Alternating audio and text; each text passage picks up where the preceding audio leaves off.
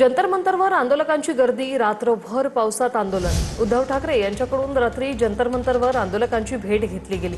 राहुल गांधींचं पंतप्रधान निवासस्थानाजवळ काल 3 तास आंदोलन झालं। पोलिसांनी ताब्यात घेतल्यानंतर राहुल गांधी यांची 3 तासानंतर सुटका झाली। तर धर्मेंद्र प्रधान यांच्या राजीनाम्यावर हे आंदोलक अजूनही ठाम आहेत। जंतर मंतरवर आंदोलकांची गर्दी आजही पाहायला मिळते। धर्मेंद्र प्रधान यांनी राजीनामा द्यावा ही मागणी आंदोलकांनी लावून धरलेली। काल उद्धव ठाकरे यांनी अभिजित दिपके यांची भेट घेतली। जंतर मंतरवर जाऊन महिनाभरापासून अभिजित दिपके यांचं दिल्लीत आंदोलन सुरू आहे। काल मोठा राडा झालेला राहुल गांधी हे देखील पंतप्रधान मोदींच्या निवासस्थानाबाहेर धरणं आंदोलनासाठी बसले। पोलिसांकडून त्यांची धरपकड देखील करण्यात आली। त्यांना ताब्यात घेण्यात आलं आणि त्यानंतर सोनिया गांधी या त्या ठिकाणी पोहोचल्या आणि तब्बल 3 तासानंतर राहुल गांधी आणि प्रियंका गांधी यांची सुटका झाली। काल मोठा हाय व्होल्टेज ड्रामा पाहायला मिळाला आणि त्यानंतर जंतर मंतरवर रात्रभर भर पावसात या विद्यार्थ्यांनी ठिय्या आंदोलन दिलेलं आहे। तब्बल महिनाभर झालेला आहे, अजूनही हे आंदोलन सुरूच आहे। जंतर मंतरवर आंदोलकांची गर्दी।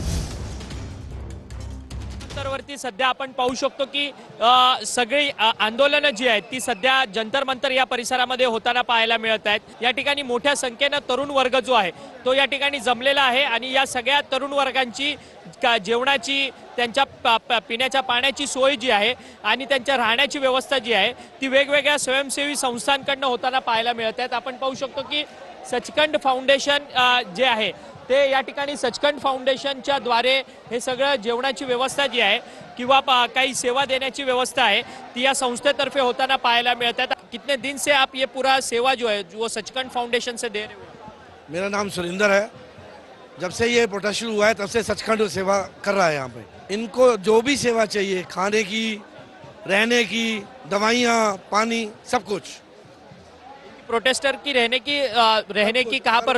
अगर उनको रहने का भी चाहिए तो बंगला साहब गुरुद्वारे में रहने का इंतजाम किया जा रहा है उनका। ज्या काही सेवाभावी संस्था आहेत सचखंड फाउंडेशन सारख्या त्या सेवाभावी संस्था ही जंतर मंतरची ही सगळी दृश्य आपण पाहू शकतो। जंतर मंतरच्या रस्त्यांवरती सध्या युवक तरुण जे आहेत ते या ठिकाणी झोपलेले असल्याचं पाहायला मिळतंय। विश्रांती या सगळ्या आंदोलकांकडून या ठिकाणी रस्त्यावरती घेताना पाहायला मिळत आहेत आणि काही ही आंदोलक जे आहेत ते रस्त्यावरतीच या ठिकाणी ही झोपलेले आहेत आणि प्रत्येकाच्या हातात आपण पाहिलं तर हँडपंखा आहे आणि अशा पद्धतीने जे विद्यार्थी झोपलेले आहेत त्यांच्यासाठी इतर जे लोक आहेत, विद्यार्थी आहेत, तरुण आहेत, आंदोलक आहेत, ते मात्र या ठिकाणी सेवा देताना आपल्याला पाहायला मिळत आहेत।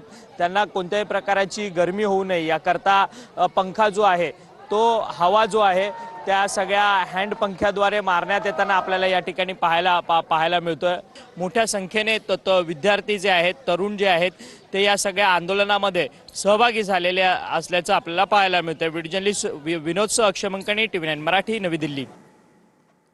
जेपी नड्डा, जितेंद्र सिंह यांनी सोनम वांगचुक यांची भेट घेतलेली। नड्डा यांनी वेदांता रुग्णालयात जाऊन वांगचुक यांची भेट घेतली। नड्डा यांच्याकडून सोनम वांगचुक यांच्या प्रकृतीची विचारपूस देखील करण्यात आलेली आहे।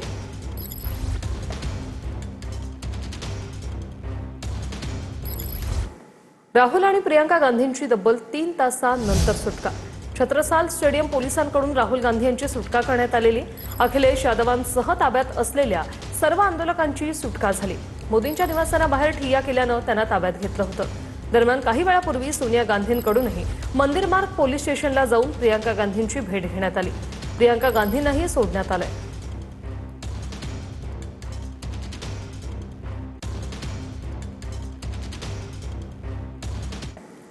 तर काँग्रेसचा लोकशाही चर्चेऐवजी राजकीय तमाशा असं धर्मेंद्र प्रधान म्हणतात। राजकीय मथळ्यांसाठी गोंधळ निर्माण करणं काँग्रेसचा उद्देश होता। राहुल गांधींच्या ठिय्या आंदोलनानंतर धर्मेंद्र प्रधान यांची ही टीका। राहुल गांधींनी आंदोलन करून जनतेला त्रास दिला असं धर्मेंद्र प्रधान यांनी म्हटलंय। नेमकं काय ते म्हणालेत पाहूया।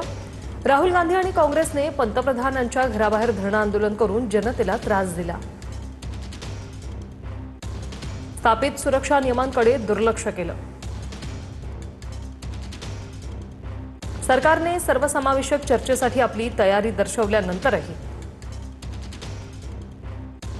काँग्रेसने चर्चेऐवजी राजकीय तमाशा निवडला। विद्यार्थ्यांसाठी उपाययोजना करणं हा त्याचा उद्देश नव्हता। तर राजकीय मथळ्यांसाठी गोंधळ निर्माण करणं हा होता. राहुल गांधींसाठी हा विद्यार्थ्यांचा प्रश्न नाही. चर्चेसाठी प्रत्येक मार्ग खुला झाल्यानंतर संघर्ष निर्माण करण्याचा हा प्रश्न आहे. आमचं सरकार तरुणांच्या चिंतेचं निराकरण करण्यासाठी 100% कटिबद्ध आहे. विद्यार्थी राजकीय प्रचारात साधन म्हणून वापरले जाण्यापेक्षा खूप चांगल्या वागणुकीस पात्र आहेत. त्यांनी गोंधळाऐवजी निश्चितता आणि घोषणाबाजीऐवजी जबाबदारी त्यांना मिळायला हवी.